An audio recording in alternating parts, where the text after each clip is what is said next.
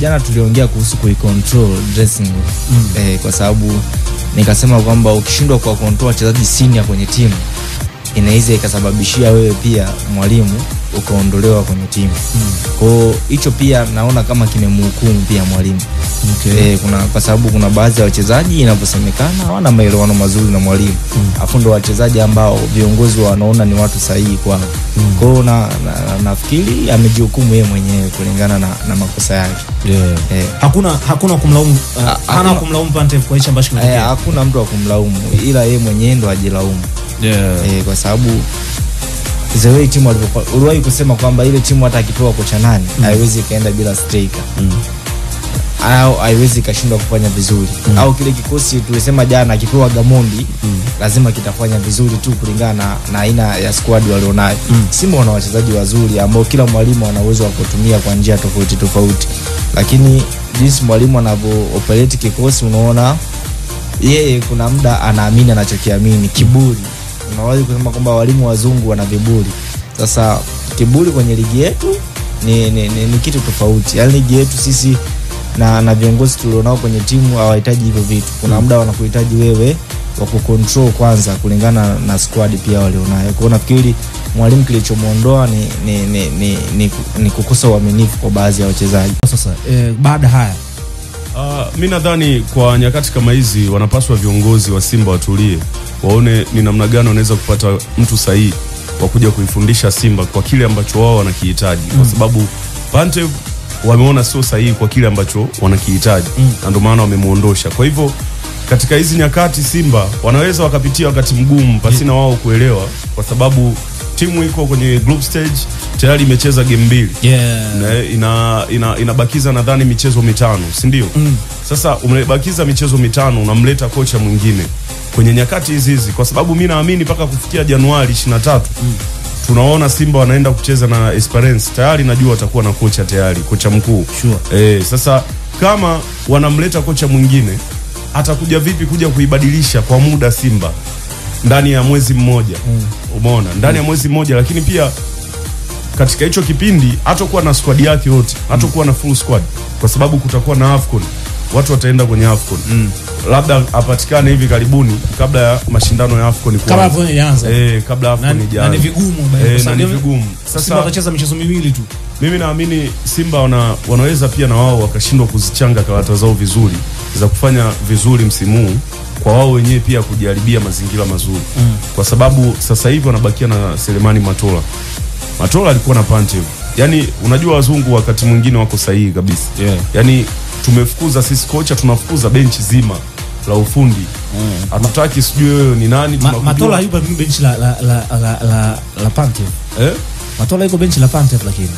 Sawa, lakini si alikuwepo pale. Pantev kafukuzwa na benchi lake ambao ni wao wawili. Ni hao wawili, si ndio? Ina maana Matola kaachwa pale kwenye Simba. Na mimi nakwambia virus kubwa ya Simba huwa ni Selemani Matola. Mimi naamini kwa 100%.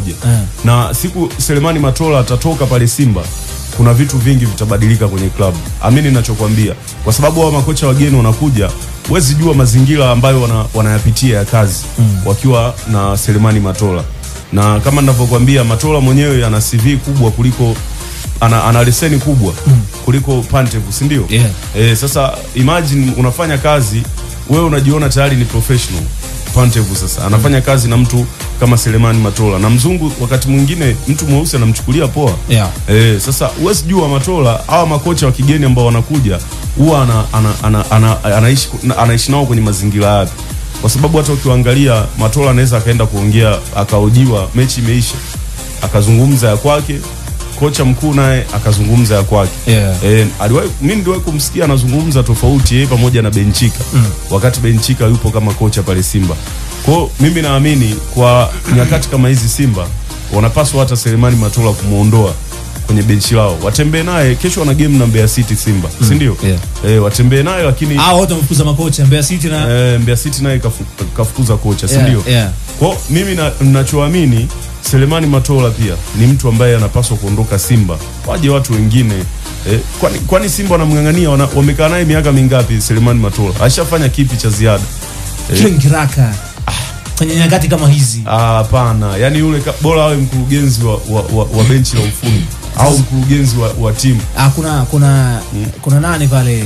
Technical director. Kuna kina Magori wako pale wanaweza kufanya hizo kazi. Wale ni wazee na wenyewe wanatakiwa waondoke, waiache Simba itafute vijana, viongozi vijana. Ili mambo yaende vizuri, kwa sababu hao wazee na wenyewe wana viburi wakati mwingine. Ndio maana na wenyewe kuna mambo wanakuwa wanashindwana hata kwenye mambo ya mikutano yao na nini. Lakini kwa klabu kama klabu, kwa nyakati kama hizi itapitia wakati mgumu, mimi naamini. Labda Matola naye aje na upepo wake, kama ambavyo Ankoli Mgunda anakujaga anapitia kwenye upepo, baadaye wakipata kocha mwingine wanamuondosha. Na nadhani kwenye game ya Vipers yeye alitumika Mgunda kama kocha mkuu, si ndio? Na ndio mtu aliwapeleka Simba robo finali. Lakini hivyo vitu Simba wanakuaga wavikumbuki. Mgunda alikuwa ni mtu sahihi, alikuwa akishika Simba hata kwa muda, unaona timu inabadilika na inafanya vizuri. Hata mpira au aina ya mpira inayokuwa inacheza, ule mpira wa Simba, unajua Simba na wenyewe wana tabia mpira wa speed, mpira wa kasi. Kitupekea mazuri, kwa sababu mimi naamini kwa Matola kwenye hizi game tu za kawaida anaweza kweli akafanya vizuri.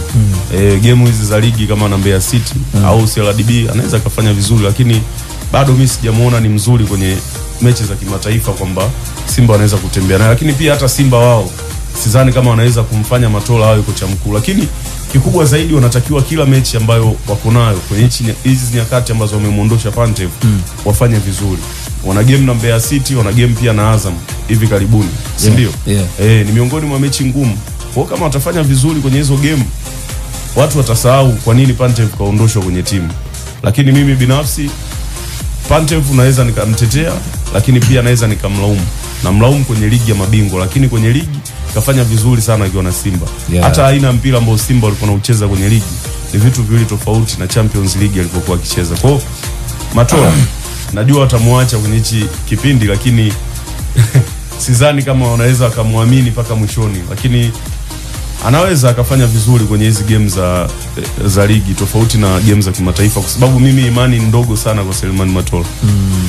Makocha, wachezaji, paka marefari, yani imagine taifa kama Somalia linatoa refari mzuri kabisa, sisi Tanzania. Haya basi Aladiga aende basi akashikata kibendera basi akae pembeni, si anaweza, kwa sababu naye si refari mzuri. Hatuna refari hata mmoja kwenye AFCON. Kwenye chani tunaaminiwa kwa sababu ni watu wa humu wanazunguka humu Afrika. Kocha mzao anaitaka Simba, anaitaka Yanga. Lakini anakuja Mohamed Salah. Mimi nasemea kwanza kwa marefari kabla ya makocha. Anakuja Mohamed Salah. Wewe Kayoko umezoea kuchezesha game za Simba na Yanga. Mohamed Salah anakuambia unaona ile ni faulo. Yaani tena mchezaji anaenda kukufundisha. Hivyo vitu wenzetu hawataki, wanaona ni mambo ya fedhea, na ndio maana wanajua hii mashindano ya AFCON yanaangaliwa na watu wengi. Dunia nzima inaangalia AFCON kwa sababu ni jukwaa kubwa sana la kuibua vipaji vya wachezaji. Kwa hiyo kumpeleka refari ambaye CV yake iko chini ni kazi. Umeona? Kwa hiyo sisi Tanzania vitu vingi bado tujaendelea, kwa makocha, kwa marefari, hata kwa wachezaji pia. Tuna wachezaji wangapi ambao wako nje, ambao sasa ni wachezaji wazuri, kwamba hawa tunawategemea kwenye national team. Labda mmoja anacheza Belgium, mwingine anacheza Spain, mwingine anacheza German, mwingine England, mwingine wapi. Hatuna mchezaji hata championship anayecheza ligi ya England. Hayupo. Ndo waamini makocha zao kwa Simba na Yanga. Kocha championship sema tumuite. Yuko championship? Yuko Fulham. Yuko Fulham. Hata under 20 alikuja akacheza. Fulham anacheza. Striker. Lakini hata kwenye provision hii squad sijamuona. Hajamuita. Ni striker. Striker anacheza Fulham. Nani?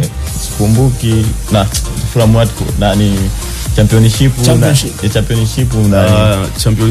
nani Haji Mnoga alikuwepo Plymouth Argos. Argos ambao walimtoa sisi tunayo yuko Watford. Hata under 20 alikuja akacheza. National team. National team under 20. Sasa tunapaswa kuwa na hao zaidi ya 10, sio mmoja. Tunapaswa kuwa na zaidi ya 10, sio mmoja. Sasa makocha sisi, kocha gani anafundisha hata ligi ya Sweden? Sweden bali Afrika nadhani tumeshindwa. Kenya Sweden, Switzerland. Swaziland hapa kwa kina nani wale? Swaziland ya Afrika, so Switzerland. Kwa Mswati. au Eswatini huko. Hata ligi za huko tu basi, kabla hatujasema ligi zingine kama Algeria, Zambia kuna makocha wengi wazao wako wanasimamia ligi daraja la kwanza, wanatoka Mbeya hapa. Tunduma sasa ukiwa Mbeya si Zambia ni jirani. Wako wengi tu. Wako wengi tu makocha wengi. Sawa useme Kenya. Kenya na Venyesi ni majirani zetu. Lakini bado tutatoa kocha bado. Ukishafika tu Silali kuna njia ukipita unaweza ukatembea. Umetulia. Usajili mkubwa, kocha mkali, vipi? Vita vya Panzi furaha kwa Kunguru, wenyewe mnafurahia hivi vita? Wenyewe hata mambo yao wafanye wenyewe. Sisi ya kwetu wanaenda taratibu. Maana tunasema wao wabaki kuwa wao kama wanavyoamini wao. Sisi tunapita kwenye mifumo ya mpira. Maana Tanzania ukisema mpira ni Azam ndio anafanya vitu vya mpira. Simba na Yanga tunajua njia zao. Wewe jua labda kocha wao alikataa kupita njia zao akaenda kwenye mpira ndio kikawakuta. Njia zipi hizo za Simba na Yanga? Tunazijua. Vipi mnafaidika na kufukuza makocha kutoka kwa hao ambao wanazuia nyie kutawala au kufanya chochote kwenye mpira? Ndio maana ni faida kwetu kwa sababu kocha anayekuja tena atataka izoee ligi na zoee mifumo ya Tanzania zeni ndo aanze kufanya vizuri. Ndio hivyo. Lakini sisi wako tunaye tutakuwa naye muda mrefu na bado tunaye na ataendelea kuwepo. Kwa atajua hapa tunapita njia hii, hapa njia hii. Lakini atakaye kuja kwa mfano upande wa pili lazima aoneshwe bana. Tunaenda kucheza na Azam. Haijui Azam ni ipi. Ndio tunaelewana hapo. Game inayofuata tunacheza na Simba. Hajui Azam ikoje. Kwa hiyo lazima waanze kumwandaa bana, Azam iko hivi. Ufanye hivi. Game inayokuja atakuwepo kwenye bench ni Suleiman Matola Veron. Awepo yani sisi awepo Matola, awepo nani? Simba kuacha pointi lazima. Yaani sisi tunachotaka ile game ya Simba. Yaani refa at least atafasiri hata sheria 14 zinatosha. Hizo tatu tutajiongeza wenyewe. Ila asizidishe, yaani zifike 14 tu. Pointi 3 anaacha. Kwa nini mnadhani msimu huu mnabidi mdili na marefa sana kuliko kucheza mpira? Kwa nini marefa sana? Barua mbili kwa Azam, nadhani hii mara ya kwanza mimi nimeishuhudia Azam kwa zile pande. Kwa nini nyie kama mashabiki ambao mnaliaminia chama kwamba msimu huu unaweza kufanya chochote, ni kwamba msimu mmedhamiria au hamna imani na marefa? Tumedhamiria, ndio maana tumeanza kupeleka malalamiko mapema. Maana kila msimu hivi vitu tunakutana navyo. Ukifuata mfano ule msimu wa Yanga anakuwa bingwa bana, tuzidi pointi 9 tunakuwa nafasi ya pili. Msimu ulikuwa wa kwetu. Ukifuatilia Yanga akachukua pointi 9 ambazo sio halali, ambazo ndo mnadhania aliwazidi. Ndio hizo alizotuzidi. Sawa. Alichukua pointi 3 zile za Kagera. Anafunga Chiwa goli, refa anaweka kona. Anaweka offside. Ilikuwa pointi 3 ambazo Yanga alikuwa anaacha. Yanga akaenda akachukua pointi 3 za Namungo. Pia nazo zilikuwa anaziacha. Alafu pia kuna pointi 3 tena za timu moja na kama sio Coastal, nadhani ni Coastal Union. Hiyo mechi chezo Arusha. Of course nakumbuka. Ilikuwa pointi 3 ambazo Yanga alikuwa anaacha. Then ndio zikawa 9 Yanga alizotuzidi. Lakini marefali wangekuwa sawa, tungechukua ubingwa ile msimu. Kwa mnaamini msimu huu adui yenu mkubwa ni refa? Yaani sisi sio msimu yote. Maadui zetu wakubwa ni marefali. Pamoja na bodi ya ligi. Bodi ya ligi sasa hivi mwenyekiti ni rais wenu. So nasema mchawi mpe mtoto kulele. Hii hapa sasa pasa huyu hapa rais wa Azam, mwenyekiti wa bodi ya ligi. Na ndio maana akasema tumezamiria. Maana nakwambia tumezamiria. Sasa anakuwa mwenyekiti wa bodi ya ligi at the same time pia ni rais wa klabu ya ni makamu au ni rais? Ni makamu wa rais wa pili nadhani. Ni mwenyekiti wa Azam. Rais wa Azam. Maana makamu ni nani? CEO Popati. Wakati umeona mashabiki walivyo, yaani ndo shabiki ambaye anafahamu mpaka zile ranki za uongozi. Kuna shabiki anakuja hapa anaweza kuambia kwamba amjui hata Popati ni nani. Kuna namna gani ambavyo unaona Faza ana mwenyekiti wa bodi ya ligi at the same time pia ana position kubwa kwa upande wa Azam kimpira? Sasa hapa tunazungumza kwa sababu juzi umesikiza jinsi anavyozungumza, anasema hacheki na yoyote, hasa kwa vilabu na waamuzi. Labda liliona ili kwa Azam, ndio maana akasema hatocheka na yoyote. Yani hajaliona kwa Azam. Kaiona kwa timu nyingi za hizi mfano timu ndogo za mpira wa Tanzania.